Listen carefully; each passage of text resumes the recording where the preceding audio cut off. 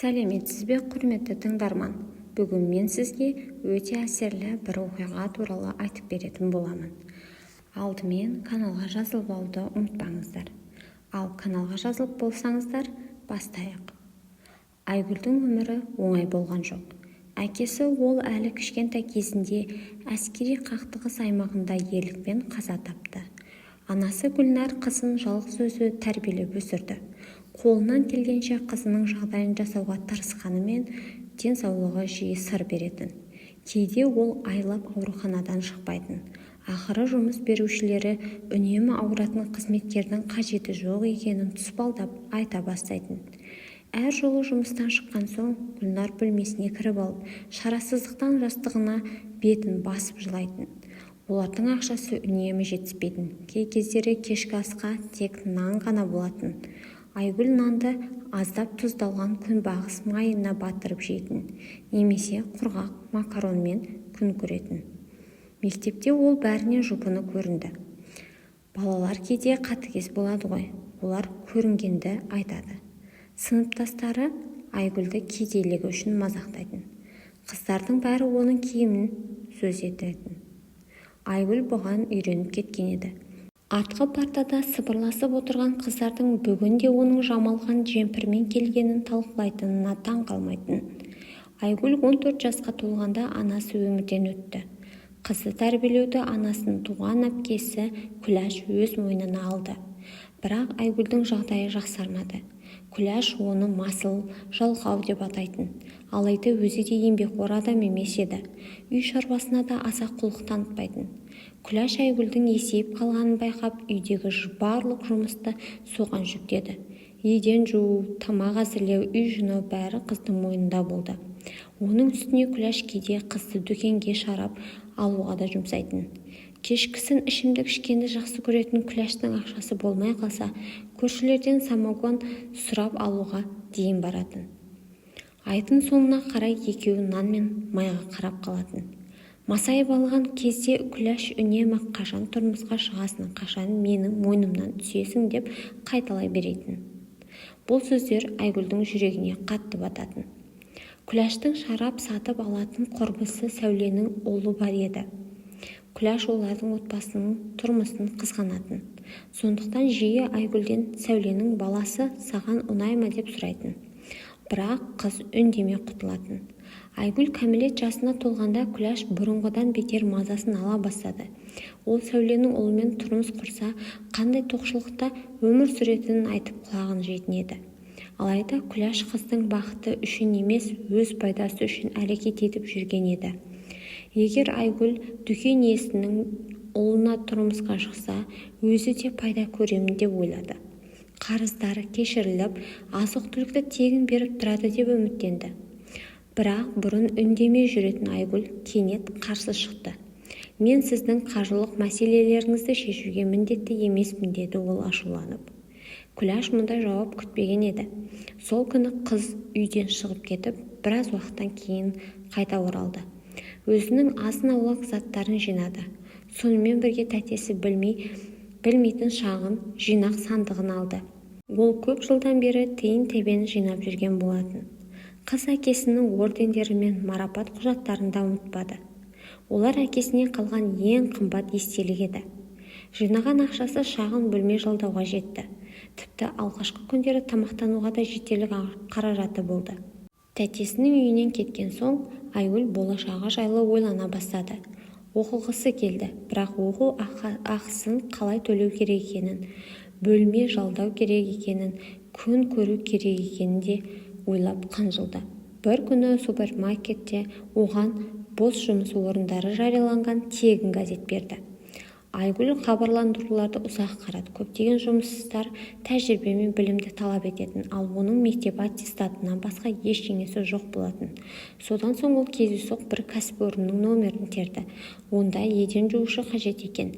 Мектептен кейін мені басқа қай жерге алады деп ойлады қыз. Кадр бөлімінде оны бірден жұмысқа қабылдады. Себебі бұл мекемеде еден жуушылар көп тұрақтамайтын. Кеңсе 3 күн бойы тазаланбаған еді. Еңбек шартына қол қойған соң Айгүл бірден жұмысқа кірісті. Компьютерлерге толы бөлмеге кіріп еден жуып жатқан кезде кенет құлағының түбінен ашулы дауыс естілді. «Бұл қандай сасы иіс?» Айгүл селк ете қалды. Алдында өте сұлу, бірақ өте қатыгез көрінетін қыз тұрды. Бұл Мадина еді. Оның қара қастары, өткір жанары, қарға қанатындай қара шашы мен тәкаппар көзі бір қарағаннан-ақ мінезінің ауыр екенін аңғартатын. «Не қарап тұрсың? Швабраңның иіс шығып тұр» деді. «Бар да жуып кел» деп бұйырды. Айгүл үндемей швабраны алып шығып кетті.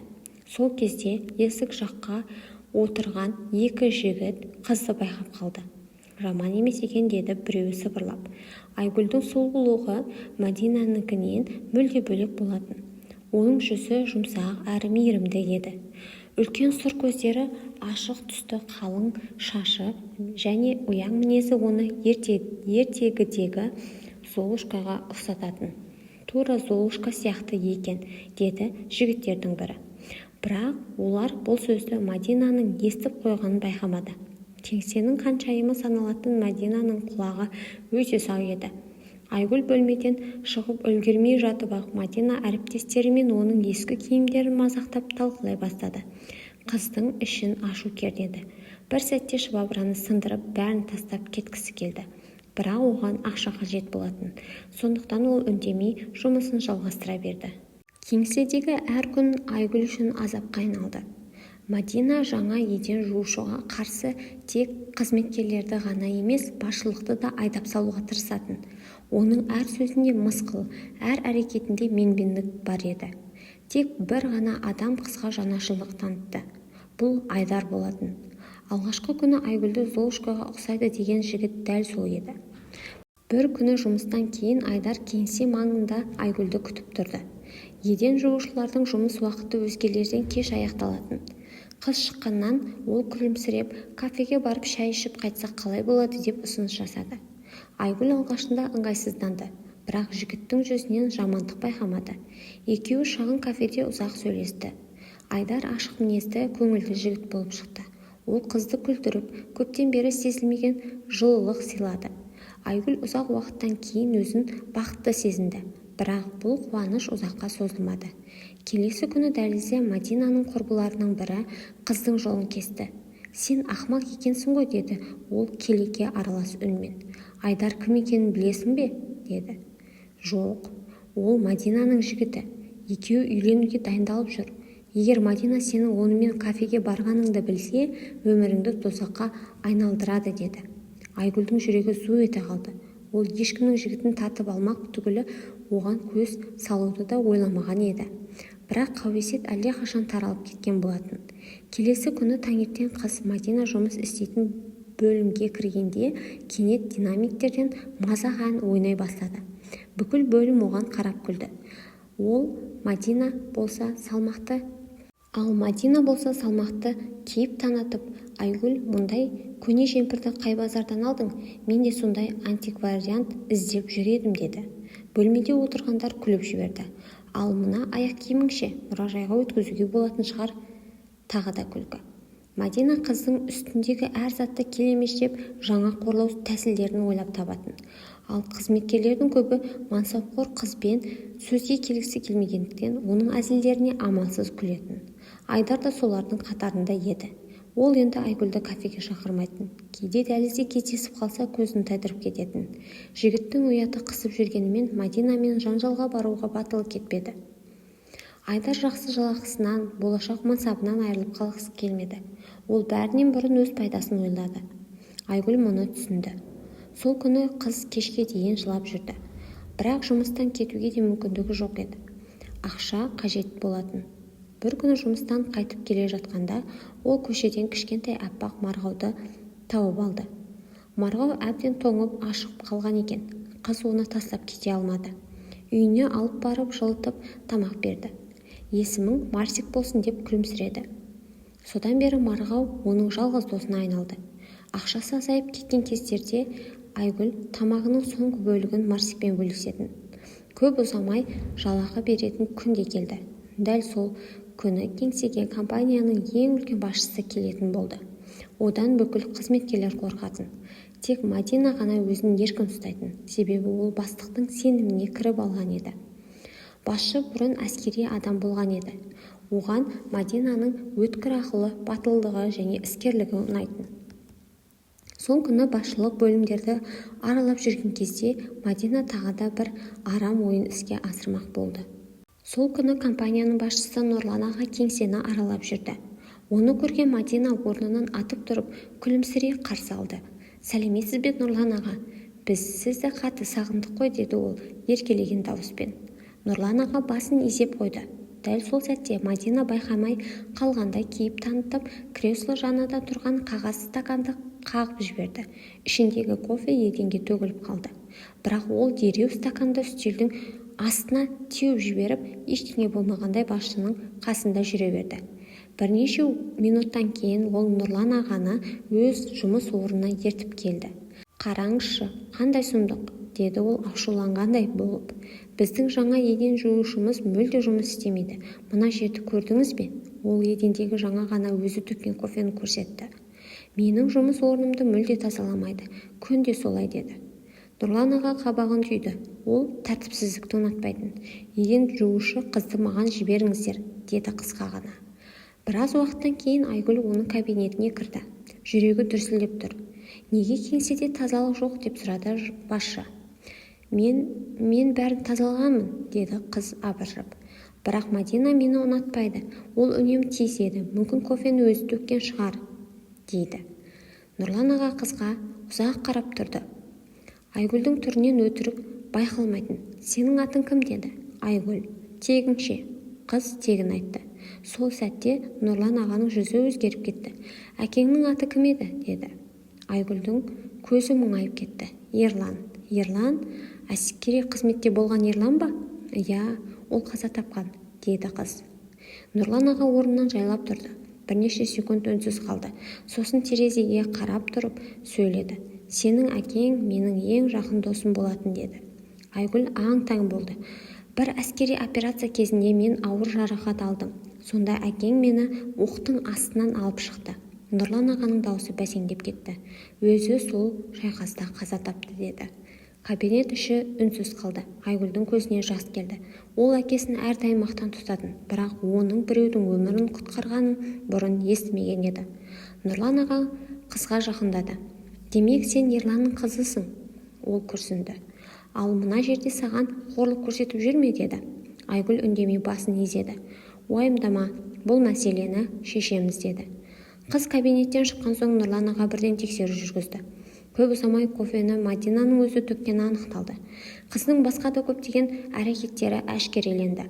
Сол күні кешке Мадинаны жұмыстан шығару туралы бұйрыққа қол қойылды. Ал Айгүл үшін өмір мүлде басқа арнаға бұрыла бастады. Келесі күні ол жұмысқа келгенде өзінің орнында басқа еден жуушы әйелді көрді. Кадр бөлімінің қызметкері оған күлімсіреп жаңа құжат ұсынды. «Құттықтаймын, сіз енді клиенттермен жұмыс істейтін оператор қызметіне ауыстырылдыңыз». Айгүл сенер-сенбесін білмеді.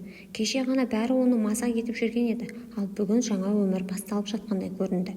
Түстен кейін Нұрлан аға тағы шақырды. Бірақ бұл жолғы әңгіме қыз күтпеген жаңалықпен аяқталды. Түстен кейін Нұрлан аға Айгүлді тағы да кабинетіне шақырып алды. Қыз ішке кіргенде үстел үстінде жатқан кілтті байқап қалды. «Бұл не?» деп сұрады. Ол абдырап. Нұрлан аға жымиып қойды. «Бұл менің екінші пәтерімнің кілті». Айгүл таңырқай қарады. «Көп жыл бұрын болашақ балаларым үшін сатып алған едім, бірақ тағдыр басқаша шешті. Балалы бола алмадым», деді. Ол бір сәт үнсіз қалды. «Ал сенің әкең мен үшін өмірін құрбан етті. Сондықтан оның қызы жалдамалы бөлмелерде сенделіп жүруге тиісті емес», деді. Айгүлдің көзіне жас толды. «Жоқ, мен бұлай қабылдай алмаймын», деді. «Қабылдайсың», деді Нұрлан аға жұмсақ үнмен. «Бұл көмек емес, бұл дос алдындағы парызым». Қыз кілтті дірілдеген қолмен алды. Сосын кенет бір нәрсе есіне түсті. «Ал Марсик ше?» деді. «Қай Марсик?» «Мысығым». Нұрлан аға күліп жіберді. «Мысығыңды ғана емес, қажет болса қол тұрауыныңды да алып кел, пәтер бос тұр», деді. Сол күні Айгүл қуаныштан жылап жүріп заттарын жинады. Жалдамалы бөлменің иесі болған мейірімді әжеймен жылы қоштасты. Содан кейін Марсикті құшағына алып жаңа пәтерге көшті. Пәтер кең әрі жарық болатын. 3 бөлмелі баспана қыздың арманына да кірмеген еді. Сол күннен бастап Айгүлдің өмірі өзгере бастады. Жұмысқа бұрынғыдай мұңайып емес, қуанып баратын болды. Нұрлан аға оған тек қызметкер ретінде емес, туған қызы сияқты қарайтын. Жаңа киімдер алып берді, пәтерге қажетті тұрмыстық техникалар әкелді. Компанияның жұмыс жүйесін үйрете бастады. Көп ұзамай ол Айгүлді университетке түсуге көндірді. Экономика факультетіне түсесің деді бір күні. Бірақ оқу ақысы? Оны ойлама, сен оқуға тиіссің деді. Айгүл көп ұзамай университет студенті атанды. Ал кеңседе бәрі оның өзгергеніне таңғалатын. Кеше ғана еден жуып жүрген қыз бүгінде басшылықтың сенімді қызметкерлерінің біріне айналды. Бұл өзгеріс әсіресе Айдарға қатты әсер етті. Ол енді Мадинадан айырылған болатын. Бұрынғы қарым-қатынастары әлде қашан мәнін жоғалтқан. Айдар Айгүлге қайта жақындауға тырысты. Бір күні жұмыстан кейін оны тоқтатты. Айгүл демалыс күні бірге серуендеп қайтсақ қалай деді. Қыз оған сабырлы көзқараспен қарады. Бір кезде дәл осы жігіттің назарын армандап жүргені есіне түсті. Бірақ қазір бәрі өзгерген еді. Жоқ, рахмет. Неге? Өйткені мен адамдарды қиын сәтте танимын деді. Айдар үнсіз қалды. Айгүл бұрылып кетіп бара жатып, сен мені емес, өз пайдаңды таңдадың деді. Осы сөзден кейін олардың жолы екіге айырылды. Бір күні жұмыстан кейін Айгүл Марсикке жем алуға зоодүкенге кірді. Сөрелердің арасынан жүріп келе жатып, байқамай консерві банкасын құлатып алды.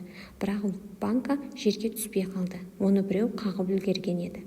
Мысыққа жақсы жем алып жүр екенсіз деді бейтаныс жігіт жымиып. Айгүл басын көтеріп қарады. Алдында ұзын бойлы, жылы жүзді жас жігіт тұрды.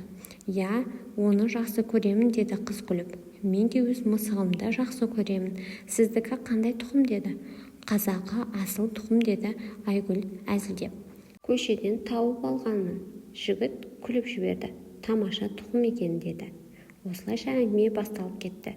Жігіттің аты Арман болатын. 10 минут өтпей жатып екеуі бұрыннан таныс адамдардай еркін сөйлесіп отырды. Арманның ашық мінезі, өмірге деген көзқарасы Айгүлге қатты ұнады. Ал Арман қыздың мейірімділігіне тәнті болды. Әңгімелесе жүріп ол Айгүлді үйіне дейін шығарып салды. Екеуі подъезд алдында ұзақ тұрды. Ешқайсысының кеткісі келмейтін. Бірақ түн болып кеткен еді. Сол түні Айгүл ұйықтай алмады. Оның ойынан Арман кетпеді. Ал келесі таңертең оны тағы да үлкен тосынсый күтіп тұрған еді. Келесі күні таңертең Айгүл ерекше көңіл күймен оянды. Түні бойы көзіне ұйқы кірмеген еді. Ойынан Арман кетпеді. Ол жұмысқа жиналып подъезден шыға бергенде кенет тоқтап қалды. Үйдің алдында Арман тұр екен. Қолында кофе құйылған қағаз стакан. Қайырлы таң деді ол күлімсіреп. Айгүл таң қалып қалды. Сен мұнда не істеп жүрсің? Шынымды айтсам, кеше сенен кеткім келмеді. Үйге барып мысығымды тамақтандырдым да қайта келдім деді. Қайта келдің? Я. Арман сәл ұялып күлді. Түні бойы сенің терезеңе қарап отырдым деді. Айгүлдің жүзі қызарып кетті. Не үшін? Өйткені сен туралы ойлауды тоқтата алмадым деді. Қыз не айтарын білмеді. Бұрын ешкім оған мұндай сөз айтпаған еді. Арман бір қадам жақындай түсті. Айгүл, кей адамдарды жылдар бойы танисың да бөтен болып қалады. Ал кейбір адамдарды бір күн көрсең де бұрыннан білетіндей боласың деді. Айгүл үндемеді. Өйткені дәл сондай сезімді өзі де басынан кешіп жатқан еді. Мен сені тағы көргім келеді деді Арман. Мен де деді. Бұл сөз еріксіз аузынан шығып кетті. Екеуі бір-біріне қарап күліп жіберді. Сол күннен бастап олардың қарым-қатынасы басталды.